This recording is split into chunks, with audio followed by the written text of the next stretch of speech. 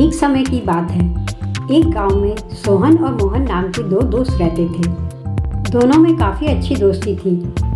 वे दोनों ज़्यादातर समय एक दूसरे के साथ ही बिताते थे। दोनों दोस्तों को कहानियों की किताब पढ़ने का बड़ा शौक था और कहानियाँ ही उनकी मित्रता की नींव थी।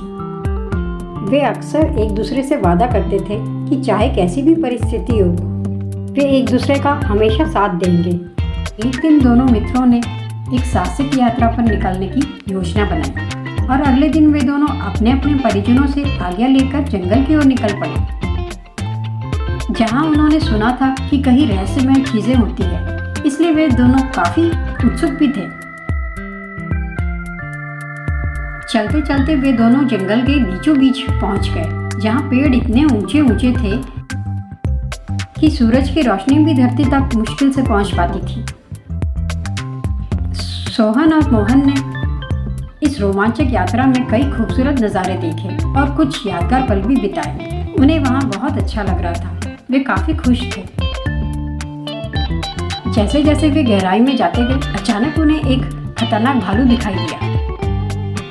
भालू को देखते ही दोनों की दिल की धड़कन तेज हो गई। मोहन पेड़ पर चढ़ना जानता था। वह फटाफट से पेड़ पर चढ़ गया। उसने एक बार भी नहीं सोचा कि उसका दोस्त खतरे में पड़ सकता है। सोहन को पेड़ पर चढ़ना नहीं आता था, पर उसने समझदारी से काम लिया। उसने कहानी की किताब में पढ़ रखा था कि कई बार जानवर मरे हुए शरीर पर हमला नहीं करते। उसने तुरंत जमीन पर लेटकर सांस रोक ली और मरा हुआ बनने का नाटक किया।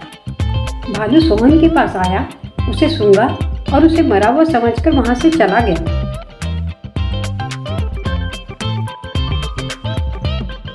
थोड़ी देर बाद मोहन पेड़ से उतरा और सोहन के पास आया और बोला, दोस्त, तुमने तो बड़े समझदारी से काम किया, लेकिन ये बताओ कि भालू ने तुम्हारे कान में क्या कहा? सोहन ने गहरी सांस ली और कहा, सच्चे दोस्त वही होते हैं जो मुसीबत में साथ नहीं छोड़ते। मोहन को अपनी गलती का एहसास हुआ और उसने अपने दोस्त से माफी मांगी। इस अनुभव से मोहन ने ये सीखा कि दोस्ती सिर्फ नाम की ही नहीं होती, बल्कि ये एक ऐसा बंधन है जो मुश्किल समय में ही परखा जाता है। अतः सच्चा दोस्त वही होता है जो संकट के समय आपके साथ रहे।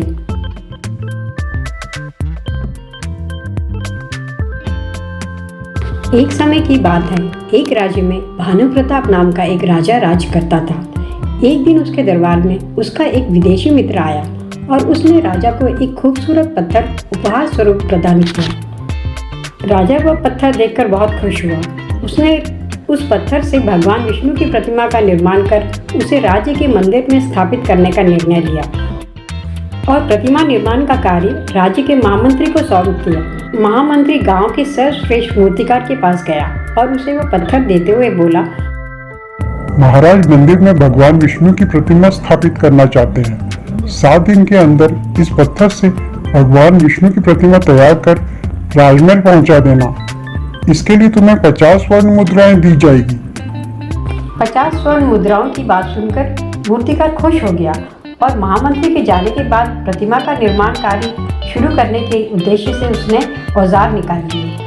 अपने औजारों में से उसने एक हथौड़ा लिया और पत्थर तोड़ने के लिए उस पर हथौड़े से वार करने लगा, किंतु पत्थर जैसा का तैसा ही रहा।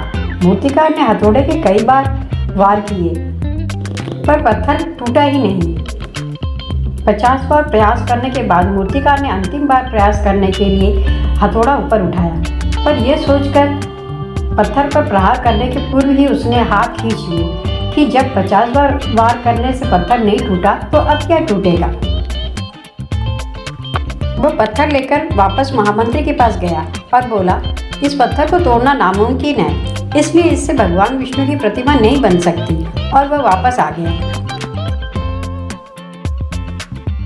महामंत्री को राजा का आदेश हर हालत में पूरा करना था, इसलिए उसने भगवान विष्णु की प्रतिमा निर्मित करने का कार्य गांव के एक साधारण से मूर्तिकार को सौंप दिया।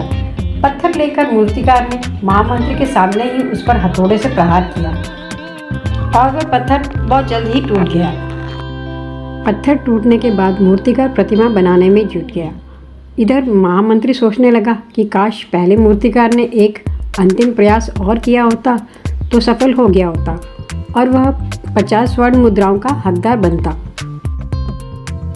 मित्रों, कई बार हम एक दो प्रयास में असफलता मिलने पर आगे प्रयास करना छोड़ देते हैं, जबकि हो सकता है कि कुछ प्रयास और करने पर कार्य पूर्ण हो जाता या समस्या का समाधान हो जाता। यदि जीवन में सफलता प्राप्त करनी है तो बार बार असफल होने पर भी तब तक प्रयत्न करना नहीं छोड़ना चाहिए जब तक सफलता नहीं मिल जाती। क्या पता जिस प्रयास को करने के पूर्व हम हाथ खींच लेते वही हमारा अंतिम प्रयास हो और उसमें हमें कामयाबी प्राप्त हो जाए। लाइक करें, सब्सक्राइब करें।